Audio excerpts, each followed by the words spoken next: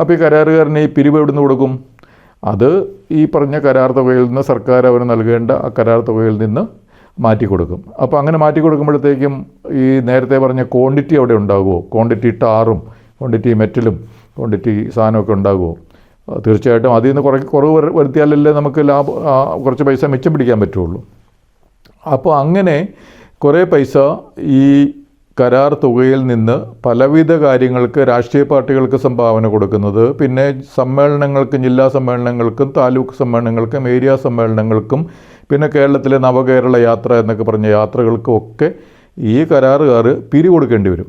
അപ്പോൾ ആ പിരിവിന് വേണ്ടി അത് എല്ലാ രാഷ്ട്രീയ പാർട്ടികളും അതുപോലെ മറ്റ് പല സംഘടനകളും ഒക്കെ പിരിവെടുക്കുമ്പോഴത്തേക്കും അതെല്ലാം ഈ റോഡിൻ്റെ ഈ തുകയിൽ നിന്ന് പോവുകയും അവസാനം ആ റോഡിൻ്റെ ക്വാണ്ടിറ്റി എത്രയാണ് ഓരോരോ സാധനങ്ങൾ ആ പണിയിൽ വേണ്ടിയിരുന്നത്, അപ്പോൾ അത് അത്രയും കുറയുകയും ചെയ്യും.